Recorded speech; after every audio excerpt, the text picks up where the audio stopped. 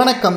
SP வேலுமணிக்கு அதிமுகவில் அடித்த மிகப்பெரிய ஒரு அதிர்ச்சியில் எடப்பாடி. நண்பர்களே, அதிமுகவின் தொண்டர்களாக இருந்தீங்கன்னா ஒரே ஒரு லைக் மற்றும் சப்ஸ்கிரைப் பண்ணிருங்க.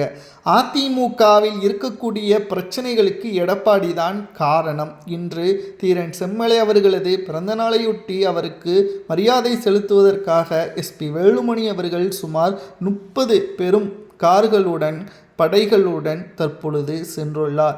அதாவது அடுத்த அதிமுகவின் முக்கியமான தலைவர் நாங்கள் மறைந்த முன்னாள் முதல்வர் ஜெயலலிதா அவர்களுக்கு பிறகு எஸ்பி வேலுமணி அவர்களைத்தான் பார்க்கின்றோம். ஏனால் ஓபிஎஸ் அவர்களை தொடர்ந்து அதிமுகவில் உண்மையான தொண்டர்களுக்கும் முக்கிய நிர்வாகிகளுக்கும் அதிமுகவின் வளர்ச்சிக்கும் எஸ்பி வேலுமணி உறுதியாக இருக்கிறார்.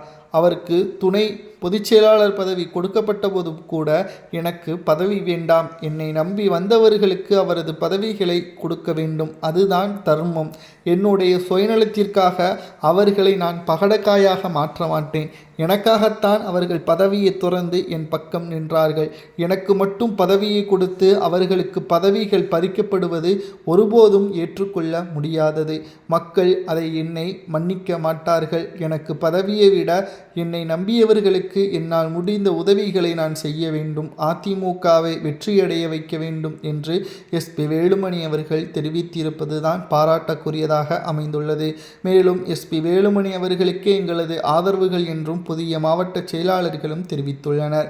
அதிமுகவின் பொதுக்குழு செயற்குழு நீதிமன்றத்தின் மூலமாக அனுமதிகளை பெற்று நிச்சயம் அது நடத்தப்பட்டால் அப்பொழுது நாங்கள் எஸ்பி வேலுமணியை பொதுச் செயலாளர் பதவியிற்கான தேர்தலில் நாங்கள் களத்தில் இறக்குவோம். ஒருவேளை அவருக்கு சாதகமான வாக்குகளை நாங்கள் கொடுப்பதற்கும் தயாராக இருக்கிறோம். எடப்பாடி வேண்டாம், அவருக்கு நாங்கள் ஏன் வாய்ப்புகளை வழங்க வேண்டும்? 11 தேர்தல்களில் ஒருவர் தோல்வியை தழுவினால் அதற்கு என்னதான் காரணம்? மக்களால் ஒன்றும் எடப்பாடி முதல்வராக தேர்வு செய்யவில்லை. முதல்வராக மு.க.ஸ்டாலின் இருந்தார், மக்களால் தேர்வு செய்து. தற்பொழுது முதல்வராக விஜய் அவர்கள் இருக்கிறார், மக்களால் தேர்வு செய்து. ஆனால் எடப்பாடி அப்படி கிடையாது. கூவத்தூரில் சசிகலா அவர்களால் தேர்வு செய்யப்பட்டவர்தான். ஆனால் தற்பொழுது வரை தான் முதல்வராக தகுதியுடையவன் என்று எடப்பாடி நினைப்பது எந்த விதத்தில் நியாயம்?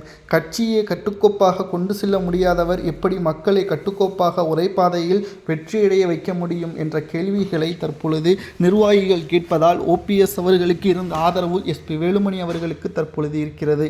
இதனால் மக்கள் தற்பொழுது எஸ்பி வேலுமணியின் பக்கம் இருப்பதால் அவருக்கு தேடி வந்த அதிர்ஷ்டமாக சமூக வலைதளங்களில் தகவல்களை தற்பொழுது நம்மால் பார்க்க முடிகிறது.